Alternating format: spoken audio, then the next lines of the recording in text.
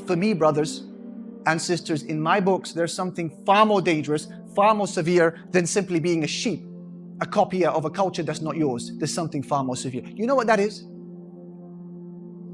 When you behave like that, and you forget your identity, your heritage as a Muslim, you have betrayed your trust to Allah. You know a lot of these people, why they behave the way they do, why they snort up crack, why they tattoo themselves, why they inject, why they try to find their identity in the music industry, why they do these things? Because they're broken inside. A lot of them come from broken families. They are lost. What is a man like me gonna do in this world? So they try to find some identity, some pride in this.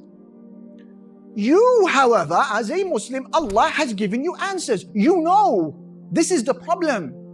You know the secret to success. You know the potion to happiness. It's this statement here. La ilaha illallah. Muhammadur Rasulullah. Allah has given it to you free of charge.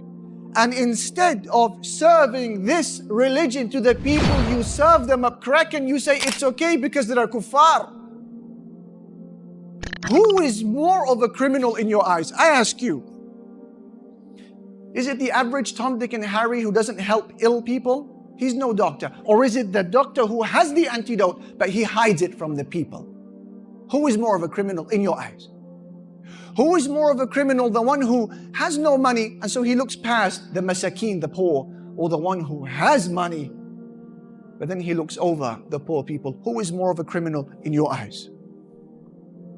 And so in the same vein, I ask you, who is more of a criminal in your eyes? Is it the kafir, the non-Muslim, the miskeen, who does not have answers to the happiness and secret to success in life? Or is it the Muslim like you, Ya Muhammad, Ya Ali, Ya Khalid, Ya Ahmed? You know. And instead of putting a beautiful picture for Islam, for a people who need it, you hide it away. And you chase after their lifestyle. So they say this religion can't be from God. This religion of Islam cannot be from God. It can't be divine. Why? Because if it was going to work for me, it would have worked for you. Inna minkum munaffirin. The Prophet ﷺ said, some of you turn people away from Islam. By the way, this was the most powerful and aggressive khutbah he gave, alayhi salatu wasalam, in his life. It was the angriest he ever was when he was on the pulpit speaking to the Muslims. Which context was it? Drugs? Music? Alcohol? No. It was a Sahabi, may Allah be pleased with him, who led people in Salatul Isha, and it was a little bit longer than what should have been. And the companions got tired. So they complained to the Prophet alayhi salatu wasalam. They said the salah is way too long.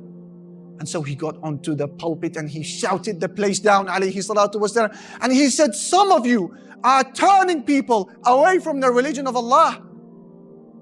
That's in the context of what? Of salah. The pure act of salah that was a little bit longer than usual. What then someone who's swinging drugs, peddling crack into his community?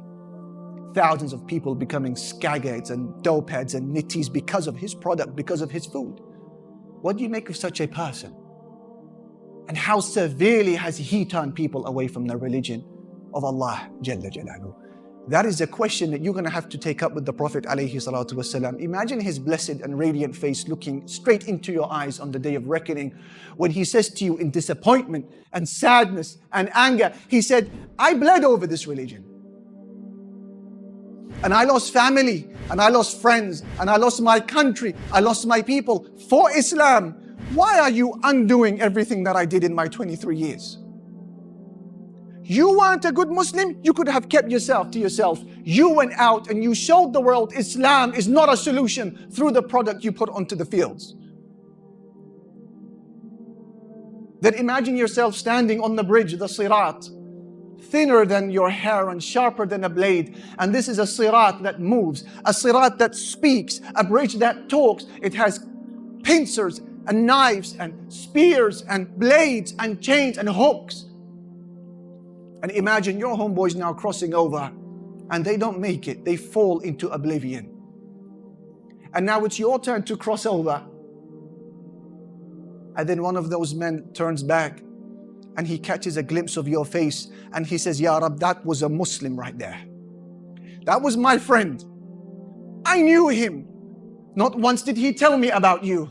Rather, he gave me the image that Islam is no different to our lifestyle, serving up the things we're serving up, snorting up the things we were snorting up, and singing just like us, a gangster just like us, a roadman just like us. Ya Rabbi, if I fall into hell, he should fall too. And I believe that this is a request that Allah subhanahu wa ta'ala will honor. Some of us are turning people away from Islam.